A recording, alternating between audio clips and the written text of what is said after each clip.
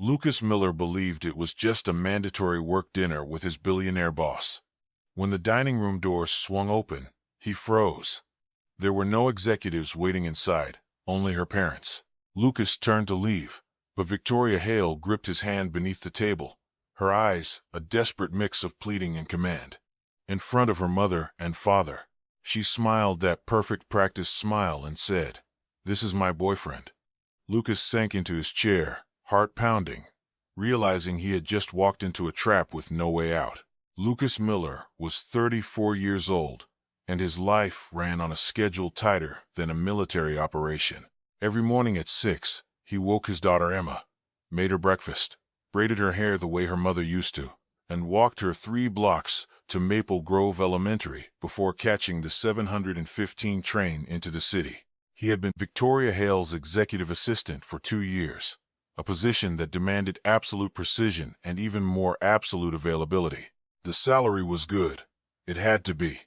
Lucas was the only thing standing between Emma and a childhood defined by instability. His apartment was small but clean, a 2-bedroom in a neighborhood that was safe enough if you knew which streets to avoid after dark. The rent consumed nearly half his income. The rest went to Emma's school supplies, her dance classes, the endless parade of expenses that came with raising a child alone. His ex-wife had left when Emma was 2, disappeared into a new life, somewhere in California, with a man who owned a boat. Lucas did not have the luxury of bitterness.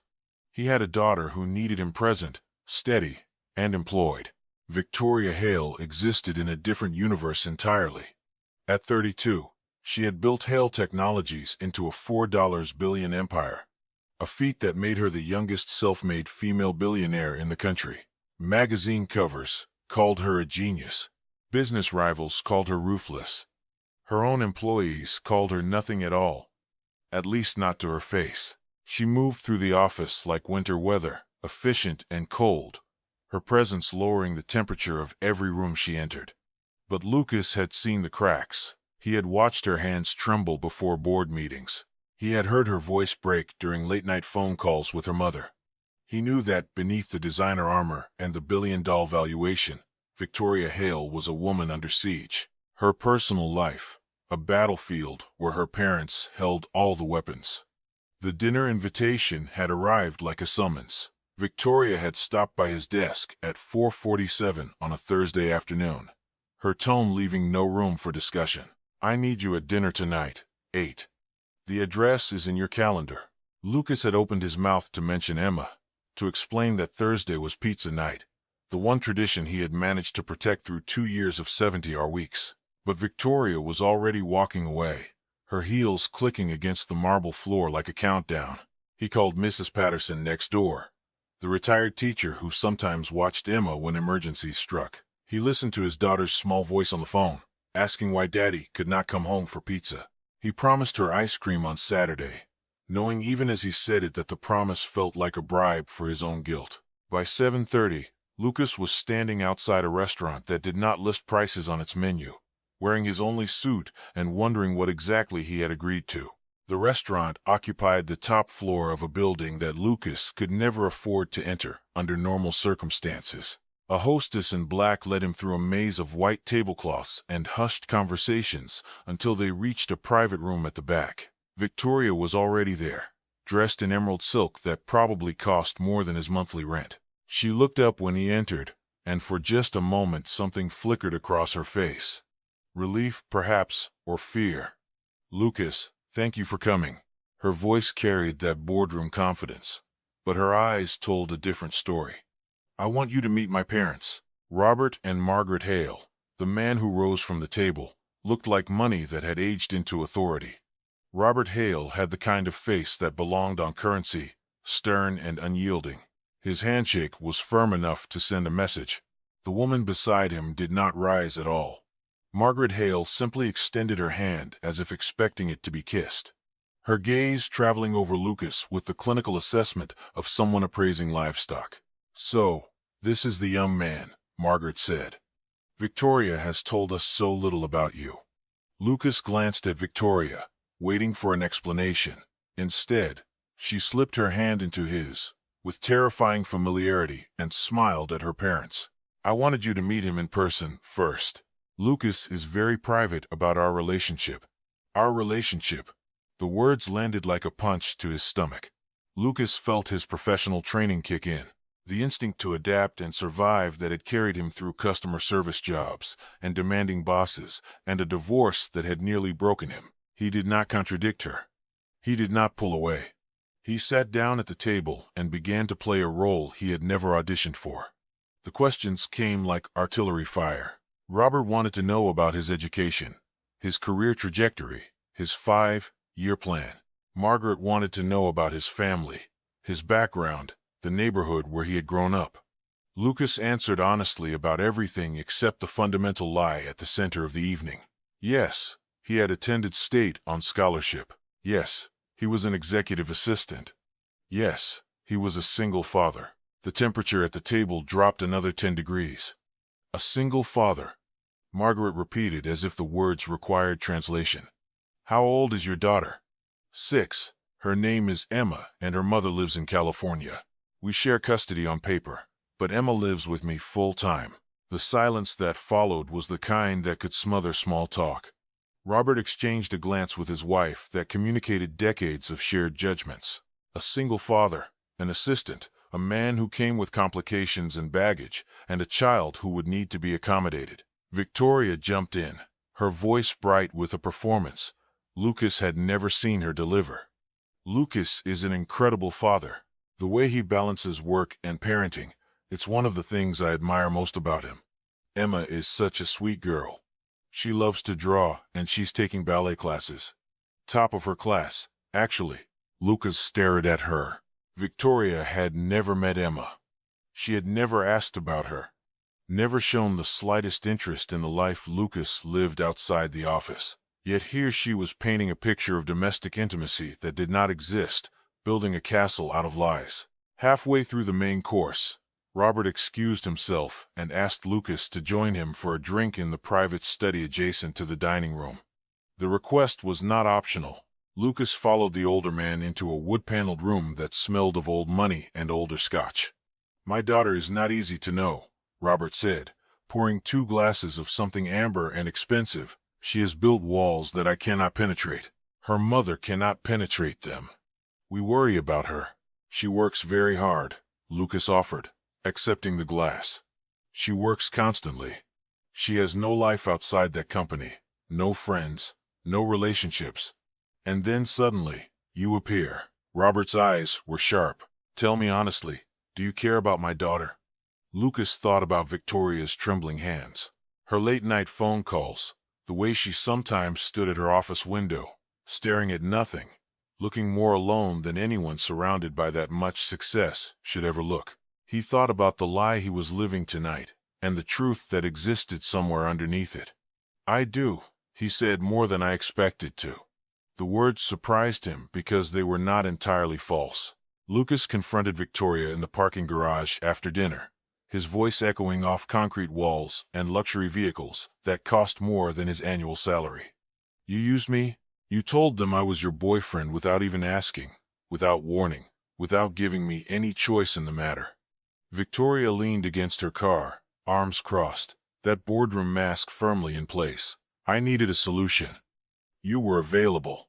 I'm your employee. I have a daughter. I have a life that depends on this job. I can't afford to play games with my career, and I definitely can't afford to play games with your family. It was one dinner, Lucas. One evening of your time in exchange for keeping my parents off my back for another few months. She paused, something shifting behind her eyes. They've been pressuring me to marry. They have candidates lined up, men from appropriate families, with appropriate fortunes and appropriate pedigrees, sons of senators and tech founders and old money dynasties. I needed someone real, someone who wasn't part of their world, someone they couldn't dismiss as another society arrangement. So, you picked me because I'm poor enough to be believable. I picked you because you're decent. The words seemed to cost her something. Pulled from somewhere she usually kept locked. Because when you talk to me, you look at me like I'm a person, not a prize or a problem or a means to an end. My parents noticed. That's why they believed it. That's the only reason any of this worked. Lucas ran his hands through his hair, exhaustion and anger warring in his chest. One dinner. That's what you said. It's over now. Victoria did not answer. Her silence was its own kind of confession. Monday morning, Lucas arrived at his desk to find a calendar invite waiting. Dinner with the Hales. Friday evening, he walked straight to Victoria's office, not caring that her door was closed, not caring that her assistant shot him a warning look. You said one dinner. Victoria looked up from her laptop, unsurprised. My parents want to see you again. They want confirmation that this is real. It's not real. That's the entire point. They don't know that. She closed her laptop slowly. Lucas, I understand this isn't what you signed up for, but I'm asking for your help. 6 months. That's all I need. 6 months of occasional appearances, and then we can stage a mutual breakup. No one gets hurt. I could get fired for this. Dating my boss, even a fake relationship, violates about 15 company policies. I'll protect you. I'll protect your job. She paused. And I'll increase your salary by 30%. 30%. The number hung in the air between them. 30% meant a better apartment in a better neighborhood. It meant Emma's dance classes without the constant mental math. It meant breathing room that Lucas had not known since before his divorce. There have to be rules, he said finally. Boundaries. No lies about my daughter. No promises we can't keep. Agreed. And you don't own me. Outside these dinners, I'm still your assistant, not your property. Understood. Lucas nodded, hating himself a little for agreeing, knowing even as he shook her hand that he was crossing a line that might never be uncrossed. He told himself it was for Emma. He almost believed it. The Westbrook Country Club existed behind gates that screened out ordinary people with the efficiency of a force field. Lucas had ironed his best shirt 3 times that morning and still felt underdressed the moment he stepped onto the manicured grounds. Victoria had briefed him on the basics. Smile, but not too much. Agree, but not too eagerly. Remember that these people had been born into a world where comfort was a birthright, not an achievement. Never mention money directly. Never complain about anything. And above all, never let them see you sweat. The ground stretched across rolling hills of impossibly green grass, dotted with fountains and sculpture gardens that probably cost more than Lucas would earn in his lifetime. Golf carts hummed along paths lined with imported flowers. Staff members in crisp white uniforms moved like ghosts, appearing only when needed and vanishing the moment their task was complete. This was a world built on the assumption that inconvenience simply did not exist for people of sufficient wealth. The Sunday brunch was already underway when they arrived. Margaret presided over a table of women in pastel who discussed charity events and summer homes with the casual entitlement of royalty. Their diamonds caught the light like tiny explosions. Their laughter carried the specific tone of people who had never been told no. Robert stood near the bar with men who looked like they had never worried about a bill in their lives. Their conversations touching on stock portfolios and yacht maintenance, and the difficulty of finding reliable household staff these days. Victoria guided Lucas through the crowd with a hand on his arm, playing her role with practiced precision. Just follow my lead, she murmured. These people can smell fear. Lucas did his best. He shook hands with men whose names he forgot immediately. He accepted compliments on his suit from women who were clearly calculating its price tag. He watched Victoria transform into someone he barely recognized. All warmth and charm and gracious laughter. A performance so convincing that he wondered which version of her was real. Halfway through the afternoon, Margaret appeared at his elbow. I'd like to meet your daughter. The request landed like a grenade. Lucas felt Victoria stiffen beside him. Emma, she's only 6. I'm not sure a country club brunch is really her environment. Nonsense. Family is everything, Lucas. If you're going to be part of ours, we should know the child who comes with you. Margaret smiled, but her eyes held no warmth. Next Saturday, we is less than Unc is greater than LL. Do something more casual.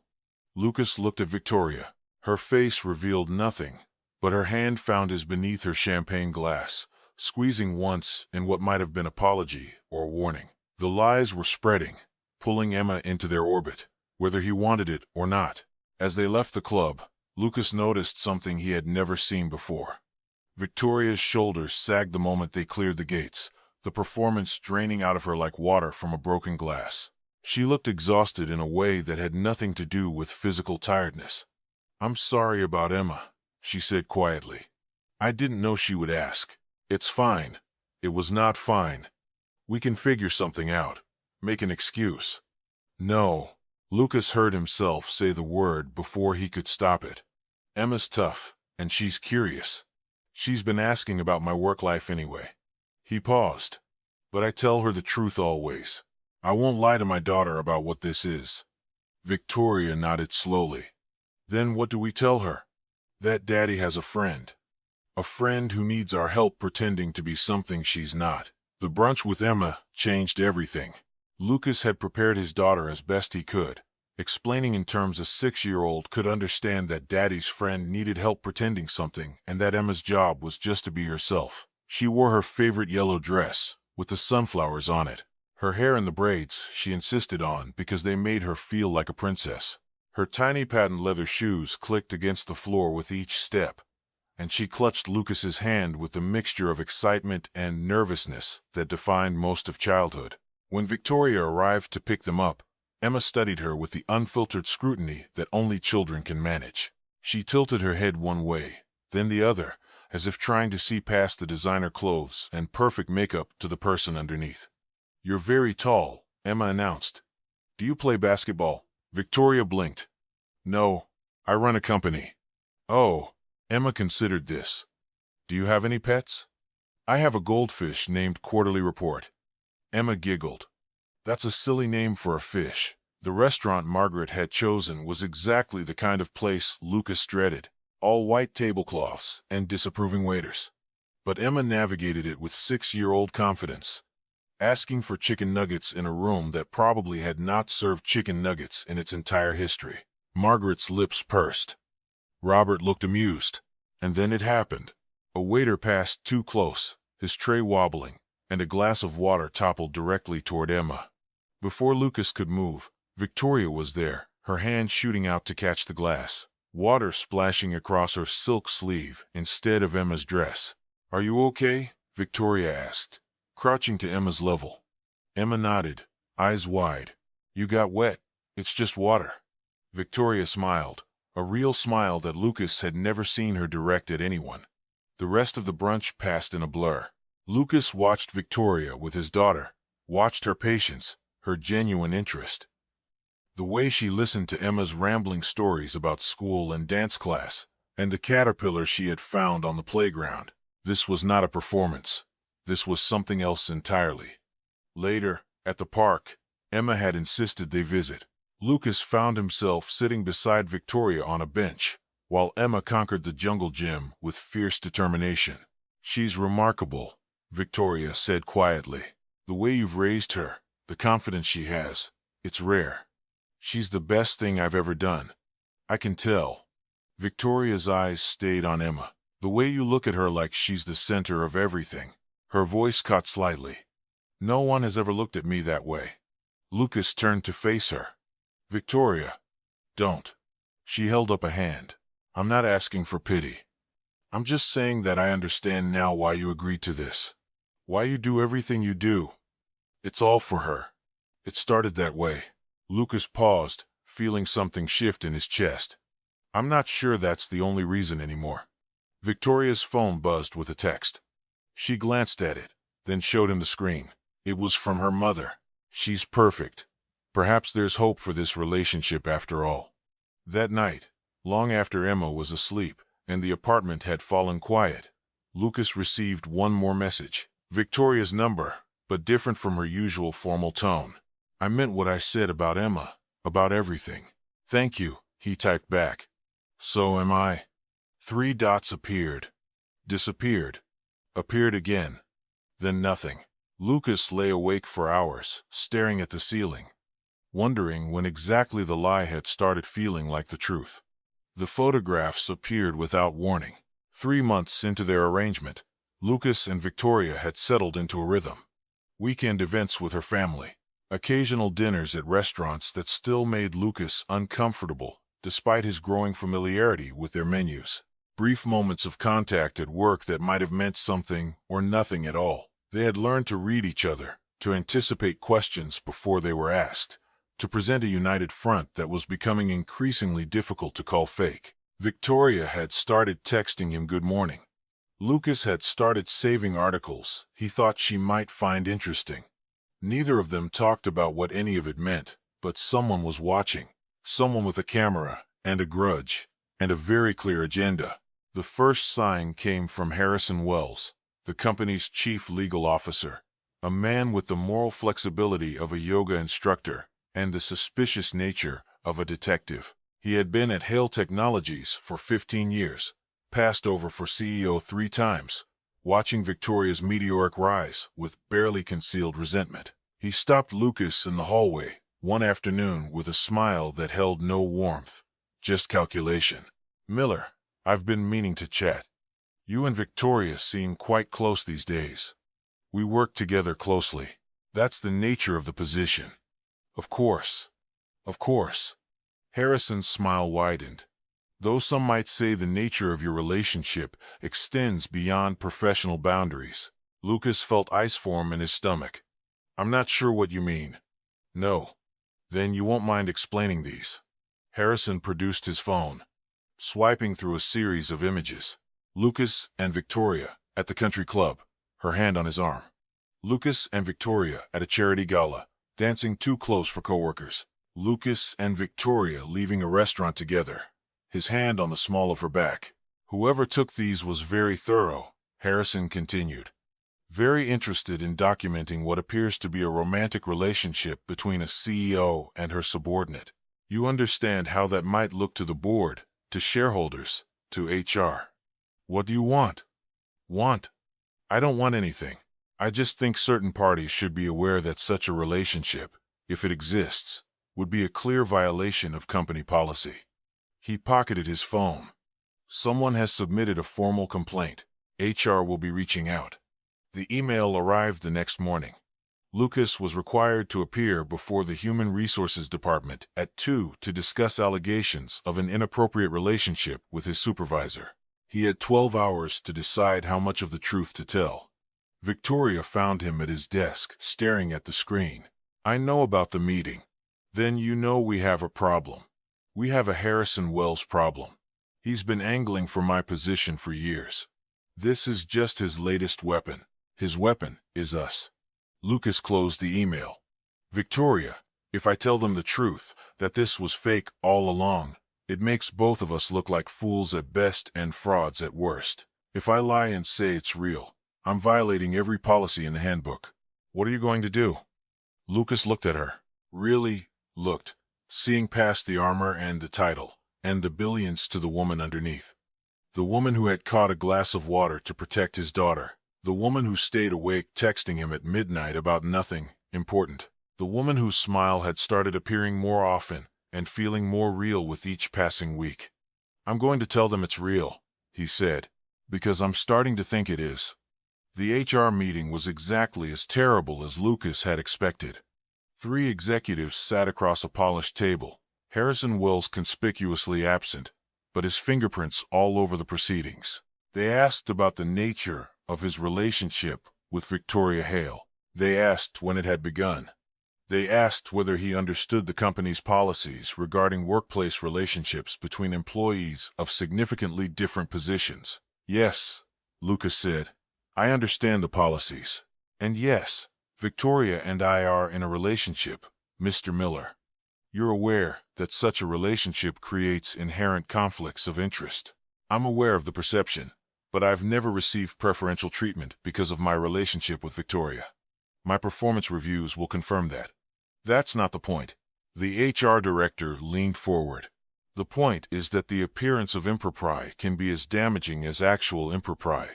We have a responsibility to all employees to maintain clear professional boundaries." The door opened. Victoria walked in dressed in the kind of power suit that made grown executives stammer. "I understand you have questions about my relationship with Lucas Miller. I'd like to address them directly. Miss Hale, this is highly irregular." So, is having my personal life investigated by someone with a documented history of attempting to undermine my position? Victoria sat down beside Lucas, her presence filling the room. Yes, Lucas and I are in a relationship. It developed naturally over time based on mutual respect and genuine connection. I'm happy to discuss how we intend to manage potential conflicts of interest going forward.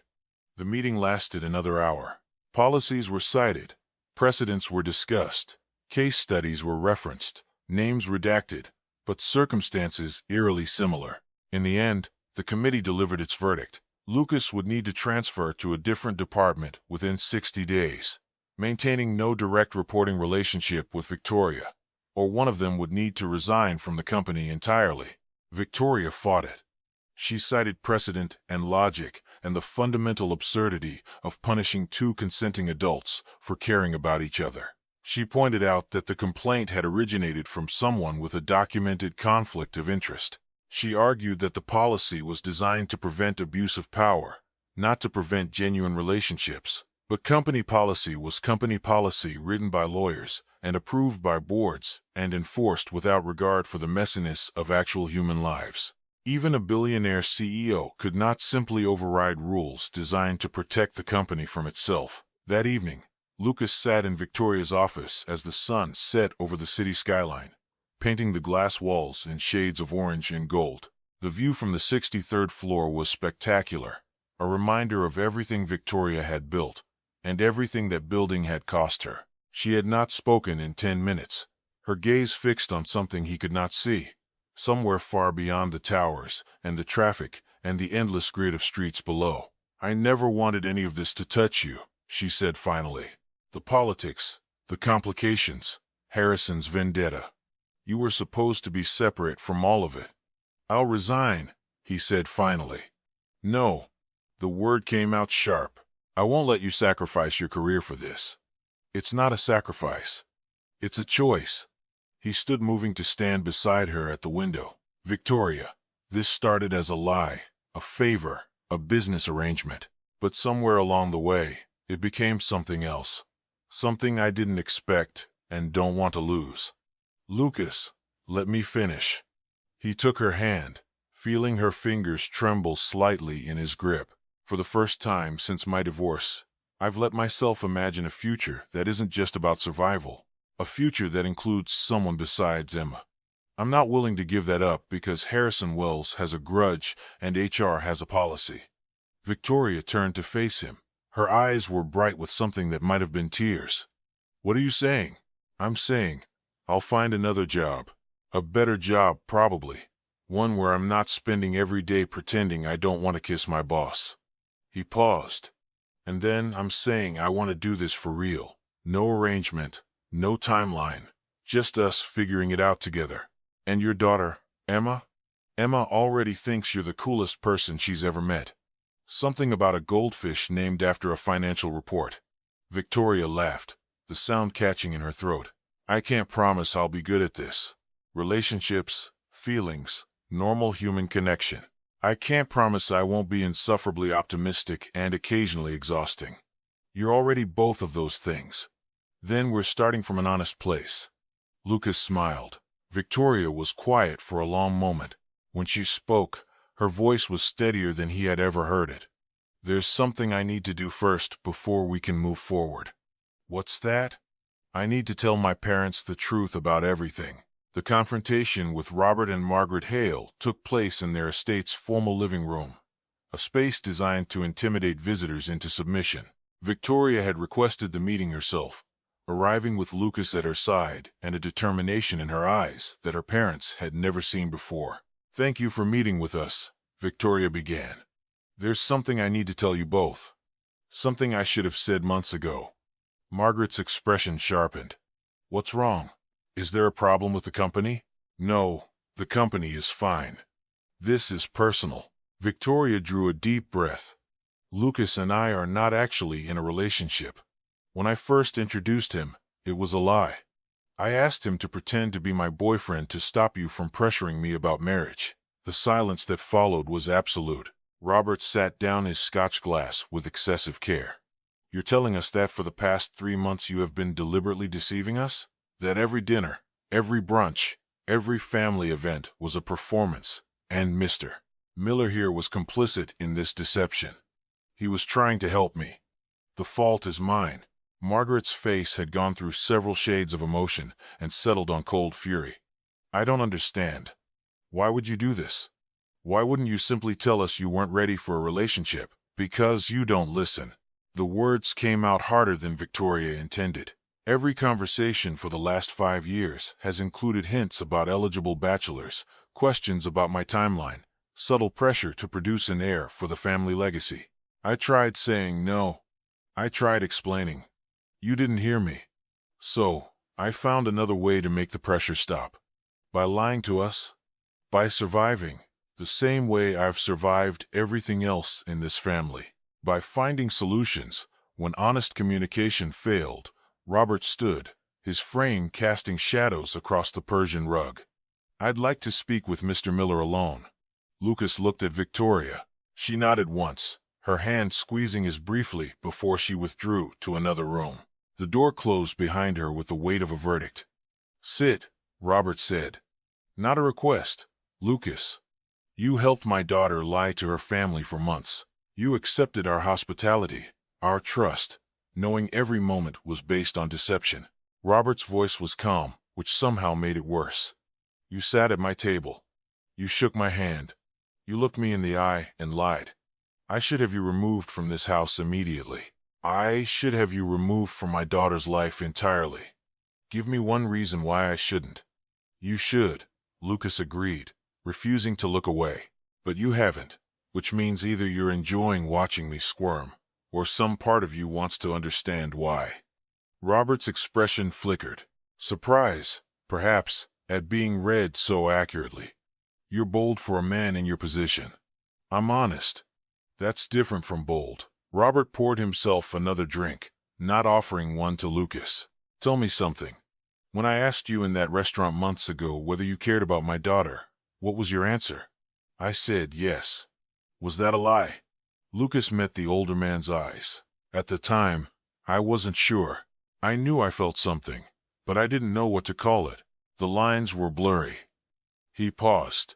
They're not blurry anymore. Meaning what exactly? Meaning that what started as a favor became something real. Meaning that I'm in love with your daughter, and I didn't plan for it, and I don't know what to do about it, but I know it's true. Meaning that if you want to throw me out, I'll understand, but it won't change how I feel. Robert was quiet for a long moment. When he spoke again, his voice had lost some of its edge. You have a daughter, Emma. How would you feel if someone deceived her the way you and Victoria deceived us? I would be furious, and then I would ask why. Because people don't usually lie to the people they love unless they feel like they have no other choice. Lucas leaned forward. Mr. Hale, I'm not asking you to approve of what we did. I'm asking you to understand that your daughter felt trapped enough to construct an elaborate deception rather than face one more conversation about marriage. That should tell you something about how your relationship with her actually works. You're lecturing me about my own family. I'm a father. I know how easy it is to believe you're doing the right thing while missing what your child actually needs. Lucas spread his hands. Victoria needs to know that you love her for who she is, not for what she produces. She needs to know that her choices about her own life are hers to make. She needs parents, not managers. Robert's jaw tightened. For a moment, Lucas was certain he had pushed too far. Then, slowly, something shifted in the older man's expression. Not warmth exactly, but something adjacent to respect. My daughter has spent her entire life trying to earn approval that should have been given freely, Robert said quietly. Her mother and I pushed her because we believed she was capable of greatness. Perhaps we pushed too hard. You can still change that, can I? Robert looked at his glass. I'm 73 years old, set in my ways. Not particularly skilled at admitting when I'm wrong. Neither is Victoria. I think it runs in the family. The ghost of a smile crossed Robert's face. You're either very brave or very foolish, Mr. Miller. Probably both. Lucas stood. Sir, I'm not asking for your blessing. That's not mine to request. But I'm asking for a chance for Victoria to have a real relationship without the pressure of your expectations defining it. For me to prove that I'm not the opportunist, you probably assume I am. Robert considered this for a long moment. What do you want from all of this? I want to make your daughter happy. I want to raise my daughter in a world where she sees that real love is possible. I want to stop pretending and start living. Lucas paused. Those seem like reasonable goals. They are. Robert set down his glass. Don't make me regret this conversation. I'll do my best. And Mr. Miller, don't hurt my daughter. Whatever else happens, don't hurt her, because the weight of this family's resources would become very focused on making your life uncomfortable. Understood. Robert extended his hand. Lucas shook it. The grip was firm, but there was something new in it. Not acceptance, not yet, but the beginning of possibility. The months that followed felt like learning a new language.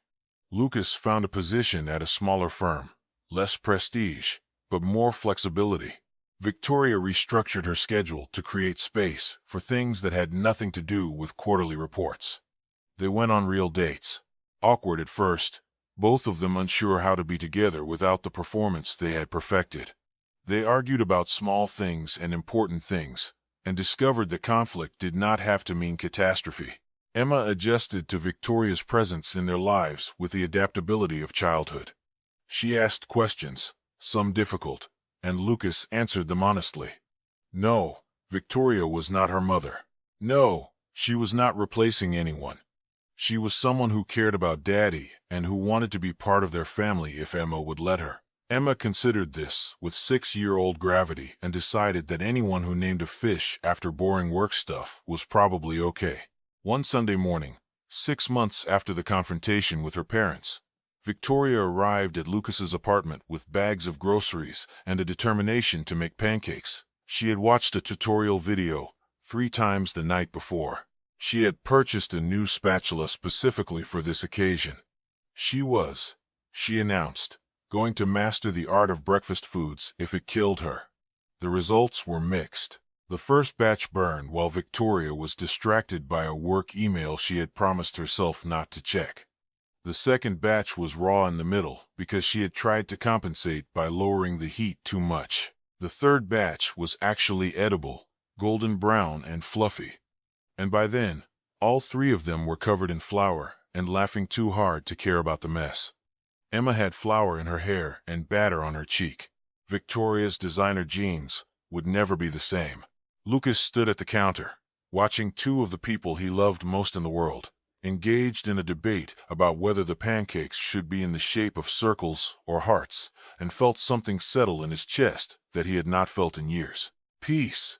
Simple, uncomplicated peace. Daddy, Emma said, syrup dripping down her chin. Is Victoria going to live with us now? Lucas looked at Victoria. She looked back, something vulnerable in her expression. Would you want that? Lucas asked his daughter. Emma considered the question. Only if she lets me name the fish something better than quarterly report. His name is a classic, Victoria protested. His name is boring.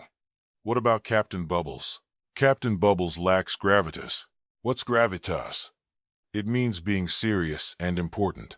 Fish aren't serious. They just swim around and eat stuff. Victoria turned to Lucas, helpless. Your daughter is destroying my entire worldview. She does that. Lucas smiled. Welcome to the family. Later, when Emma was absorbed in Saturday morning cartoons and the kitchen was marginally cleaner, Victoria found Lucas on the small balcony watching the city wake up below. Do you ever regret it? She asked. How we started. The lies, the deception, all of it. Lucas thought about the question. I regret that you felt like you had to lie. I regret that I went along with it as long as I did, but I don't regret where we ended up. He pulled her close. You can't always choose how a story begins. You can only choose how it continues. That sounds like something from a self-help book, probably. Emma's dance teacher gives me a lot of unsolicited wisdom. Victoria laughed. What happens now? Where does the story go from here? I don't know. That's sort of the point. Lucas tucked a strand of hair behind her ear. We figure it out together. No scripts, No performances. Just us. Inside, Emma had abandoned the cartoons and was drawing at the kitchen table. When Lucas and Victoria came back in, she held up her paper proudly. "Look, it's our family." The drawing showed 3 figures holding hands. A tall man with brown hair, a tall woman with yellow hair, and a small girl in between them, smiling widely. In the corner, a small orange blob was labeled Captain Bubbles with an arrow pointing to it. "It's beautiful," Victoria said, and her voice cracked slightly on the word. "It's for the refrigerator," Emma explained. "That's where important art goes." Lucas found a magnet and stuck the drawing in the center of the refrigerator door. 3 figures holding hands, a family drawn by a child who believed in the picture she was creating. Victoria's hand found his. She was not his boss anymore. She was not his client or his arrangement or his performance partner.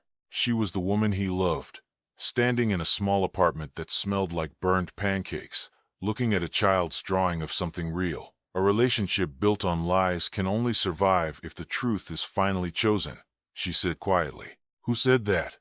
"I don't know. I think I just made it up." She smiled at him, brilliant and unguarded. "But it feels true." "It is true." Lucas kissed her soft and unhurried. The kind of kiss that had no audience and needed none. And this is just the beginning. Outside, the city hummed with its usual chaos. Inside, 3 people and a fish named Captain Bubbles started building something that no one had planned, but everyone wanted. A family forged from necessity and strengthened by choice. A love story that began with a lie and ended with the truth. Some stories are written in advance, every plot point calculated, every outcome predetermined. And some stories write themselves messy and unpredictable and absolutely worth the risk of finding out how they end. This was the second kind, and it was only getting started.